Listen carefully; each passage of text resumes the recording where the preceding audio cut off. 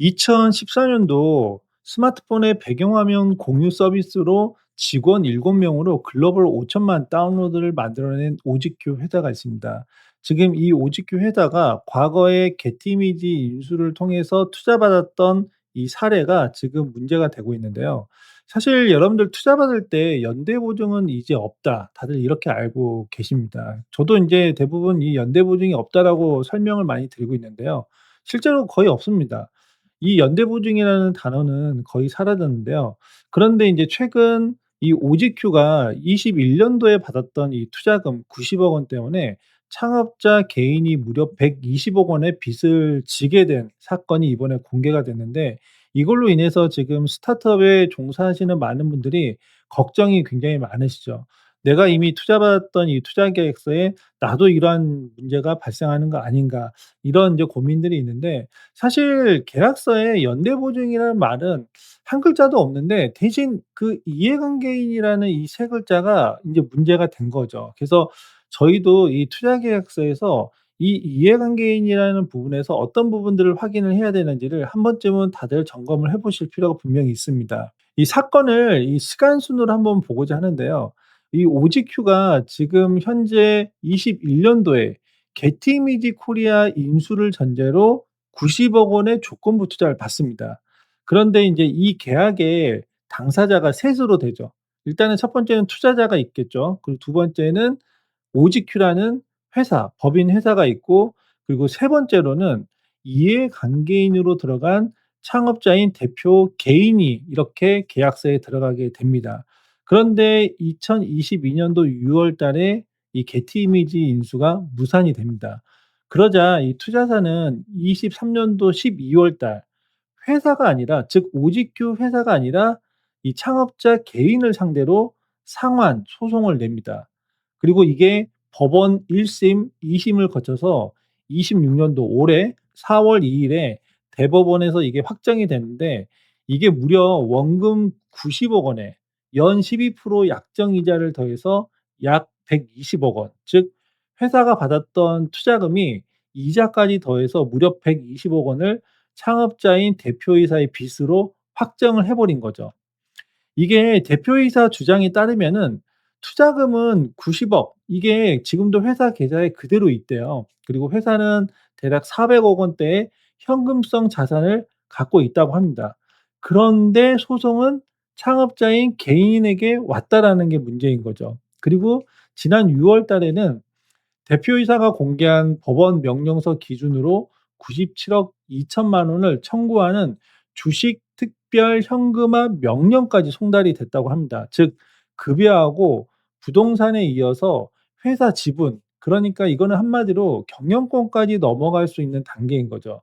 그래서 7월 15 일자 대표이사가 페이스북에 이러한 내용들을 공개하면서 이게 공론화가 되었고, 이게 언론 보도가 이어지면서 국회하고 중기부 차원의 논의로 지금 번지고 있습니다. 그래서 중기부도 이 사안을 굉장히 심각하게 보고 있고, 이 창업자를 보호하기 위해서 다양한 이제 제도 개선이 아마 일어날 것 같은데, 이제 문제는 제도 개선이 일어나는 것과 별개로 이 오직큐의 대표이사의 이 구제가 과연 가능할까에 대해서는 저는 쉽지 않아 보이지 않나, 저는 그런 생각들이 좀 듭니다. 이게 핵심은 이해관계인이라는 계약 구조인데요. 이게 사실 투자 계약서를 써 보신 분들은 잘 아시겠지만 이 법인 회사와 별도로 창업자 대표이사 개인, 여기에 플러스 함께 창업한 코파운더들까지 계약 당사자로 넣어 버립니다. 이게 연대보증이라는 단어는 없는데 이해관계인이라는 걸 걸고 넘어지면서 창업자 대표이사를 포함해서 코파운더들에게, 개인들에게 책임을 넘겨버리는 구조를 짜 버린 거죠. 그래서 이 화면의 보도에서 보이시는 것처럼 오지큐가 이 게티 이미지를 인수하기 전에 먼저 이 투자사로부터 계약했던 내용을 보면은 이 예정된 인수가 이루어지지 않을 경우 투자 대상 회사 또는 이해관계인이 주식 인수 대금을 상환한다라는 내용이 들어 있고, 이게 인제 창업자인 대표이사가 인제 주요 주주로서 이해관계인 자격이 되어 있다 보니까 이 부분이 이제 문제가 된 거죠. 즉 연대보증이라는 문구는 없는데 재판에서 봤을 때 이 책임이 남의 빚을 대신 갚는 보증 채무인지 아니면 계약 당사자로서 직접 부담하는 상환 의무인지를 보면서 여기에서 후자인 상환 의무 쪽으로 이거를 판단을 한 거죠. 한마디로 보증을 서준 게 아니라 창업자인 대표이사가 직접 갚겠다고 서명한 계약으로 보는 거죠. 그래서 이게 연대보증 규제로는 다툴 수가 없는 상황이 돼 버린 거죠. 그래서 이게 '왜 개인한테 청구를 했나.'라고 인제 한번 보면은 사실 우리가 인제 봤을 때는 '회사가 갚으면 되는데 왜 창업자 개인에게 청구를 했을까?'라는 부분이 가장 저는 좀 궁금하더라고요. 그래서 이 내용을 보면은 인수가 무산된 이후에 투자사는 투자금 반환 문제를 협의를 했는데 이게 합의에 이르지 못한 상황이 발생을 한 것 같아요. 자, 그래서 여기에서 봤을 때는 저는 아마 이 투자사와 이 창업자인 대표이사 사이에 어떠한 미묘한 입장 차이가 분명히 있었을 것 같고 그 과정에서 양측에서 인제 감정의 골이 깊어지면서 '지금 이러한 상황이 오지 않았을까?'라는 부분이 좀 있지 않을까 싶습니다. 뭐 이거는 인제 사실 양측의 이야기를 들어봐야지 정확한 또 스토리가 나올 수 있는데 사실 이런 포인트에서 어떻게 보면 투자자는 자기의 돈을 보호하기 위해서 아마 강하게 드라이브를 했을 거고 또 창업자인 입장에서는 이 투자금에 대한 부분들을 어떻게 처리할지에 대해서 또 이 회사의 입장과 또 이해관계인의 입장으로 또 대응을 하는 과정에서 이 미묘한 입장 차이가 서로의 감정의 골을 깊게 만들지 않았을까라는 부분이 저는 좀 생각이 들더라고요. 사실 우리나라는 이 연대 보증을 단계적으로 없애 왔습니다. 그래서 2018년 4 월부터 중진공, 신부호, 기보 같은 정책 금융기관의 법인 대표자 연대 보증은 사실 전면 폐지가 됐습니다. 그리고 인제 벤처 투자 영역에서도 2023년 4 월부터 이해관계인에게 연대 책임을 지우는 것이 원칙적으로 금지가 됐습니다. 작년 12 월에는 이 금지가 법률로 격상되기까지 했는데요. 그런데 여기 이 오직큐 사건은 사실은 사각지대가 몇 개가 있죠. 일단 첫 번째는 이 금지 규정은 벤처 투자법상 벤처 투자조합에 적용이 되는데 이 사건의 투자 주체는 여신 전문 금융업법을 적용받는 이 신기술 사업 투자조합이었기 때문에 이게 사실 관할 부처가 다르거든요. 그리고 인제 두 번째는 계약이 규정 시행 전인 2021 년도에 체결이 됐고 또 새 규정은 소급 적용되지 않은 굉장히 좀 안타까운 상황인 것 같습니다. 그래서 같은 벤처 투자처럼 보이더라도 지금 화면의 표처럼 어디서 받느냐에 따라서 보호 수준이 완전히 다릅니다. 그래서 벤처 투자조합은 중기부 관할 벤처 투자법을 적용받기 때문에 이해관계인 연대 책임이 원칙적으로 금지가 되어 있습니다. 그런데 신기술 사업 투자조합은 금융위 관할 여신 전문 금융업법이라서 이게 금지 규정 자체가 없습니다. 그리고 인제 참고로 작년 상반기 신기사의 벤처 투자 집행액이 대략 한 2조 8천억 정도로 창투사와 거의 비슷합니다. 즉 시장의 절반이 규제 밖에 있는 셈이기 때문에 사실 혹시라도 신기술 사업 투자조합 즉 신기사로부터 투자를 받은 창업자분들은 반드시 한번 투자 계약서를 한번 점검해 보시고 이 문제점이 있는지 한번 보신 다음에 이 문제 사항에 내가 걸리지 않게끔 굉장히 좀 몸조심을 할 필요가 분명히 있는 거죠. 그리고 인제 중기부는 일단 공식 입장을 분명히 냈습니다. 그래서 7월 21 일자로 고의나 중과실이 없는 대표자에게 연대 책임을 지울 수는 없고 다른 조항으로 우회해서 책임을 지우는 경우에도 명칭과 형식에 관계없이 점검해서 적발하겠다. 그래서 제가 보기에는 오지큐 사례가 계약 관행 전반을 점검하는 계기가 된 거는 굉장히 긍정적이라고 봅니다. 다만 인제 이것도 벤처 투자조합 이야기이고 신기술 사업 투자조합 쪽은 아직도 좀 개정 요구가 필요한 것 같습니다. 다만 인제 오지큐 대표이사 입장에서는 '이게 구제를 받을 수 있을까?'라는 측면에서는 쉽지 않다. 거의 저는 불가능하다고 보고 있고요.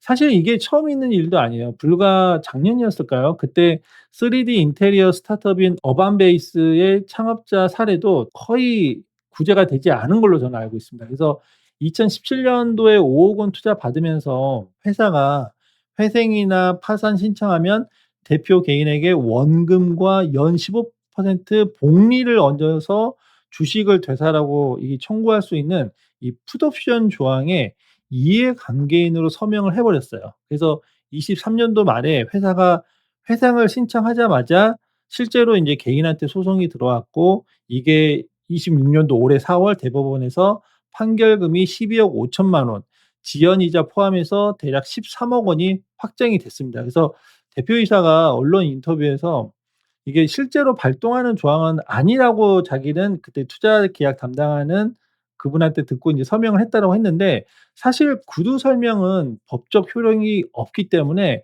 반드시 이 문서상에 내가 어떤 내용들이 들어가 있는지를 반드시 점검을 해볼 필요가 분명히 있습니다.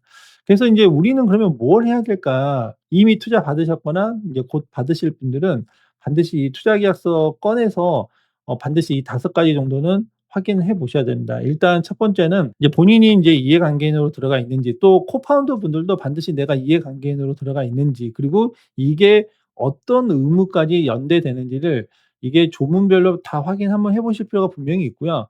이제 둘째는 주식 매수 청구권, 그리고 풋옵션의 발동 사유와 이자율 같은 거, 특히 인수가 무산되거나 또는 회생 신청 같은 이런 포괄적인 트리거 포인트에 연 12% 에서 15% 복리가 붙어 있는 경우가 되게 많이 있습니다. 그래서 이런 것들을 한번 점검해 보시고요. 그다음에 세 번째는 사전 동의권의 범위와 위반 시 페널티 조항이 어느 정도 들어가 있는지를 한번 보실 필요가 분명히 있습니다. 일단 대부분은 23 년도에 사전 동의권 자체는 원칙적으로 유효하다고 판단을 했는데, 위반하면 조기 상한의 위약벌까지 붙을 수 있습니다. 그래서 서명 전에 그 무게를 어느 정도 이해는 하시고 날인하실 필요가 분명히 있고요. 그다음에 이제 네 번째는 조건부 투자라면 조건의 정의와 기한이 어떻게 되어 있는지, 특히 OGQ 계약 같은 케이스는 인수에 대한 완료 기한이 특정되지 않았다는 보도가 있긴 있었습니다. 그리고 다섯 번째는 투자 주체가 어떤 법을 적용받는 조합인지 한번 확인을 해 보실 필요가 분명히 있습니다. 벤처 투자 조합인지 신기술 사업 투자 조합인지 이런 것들 반드시 체크해 보실 필요가 분명히 있습니다. 그리고 인제 제도는 바뀌고 있어요. 그래서 인제 6월 30일 날 중기부가 이제 3년 만에 인제 벤처 투자 표준 계약서 전면 개정했는데, 이제 문제는 이 표준 계약서는 공고일 뿐 강제력이 없다라는 데 인제 또 문제점이 있죠. 그래서 이미 체결된 계약에는 소급되지 않는다라는 이제 또 이슈 사항이 또 있고요. 그렇기 때문에 결국 여러분들의 계약서는 여러분들이 지키셔야 됩니다. 그래서 지금은 이제 AI 딸깍 시대잖아요. 그래서 투자 계약서 받으시면 반드시 AI 통해서 검토를 반드시 받으시고, 그리고 투자 계약서 날인하기 전에 AI 검토받은 이 계약서를 반드시 변호사한테 검토를 받으세요. 이 검토 비용 절대 아끼지 마세요. 괜히 1-20만 원 아낀다고 했다가 나중에 정말 큰 코 다칠 수 있으니까.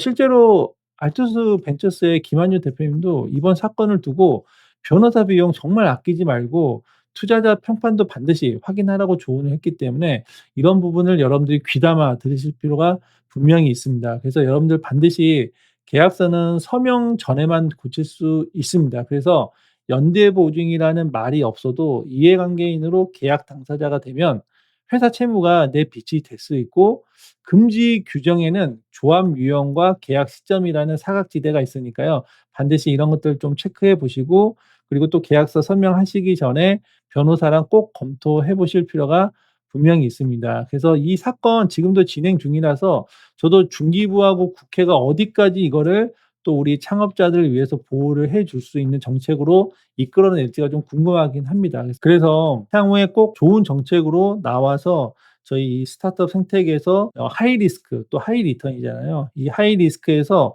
실패가 나오는 경우가 있을 때, 또는 문제가 되는 경우가 있을 때 저희 창업자들을 최대한 보호할 수 있는 이 생태계가 반드시 좀 이루어졌으면 하는 바람으로 오늘 영상을 좀 찍어 봤습니다. 아무튼 오직큐 사태가 잘 해결됐으면 하는 바람이고요. 그리고 또 우리 창업자분들도 또 좋은 투자 받으시고 또 좋은 성과들이 있으시기를 응원드리겠습니다. 감사합니다.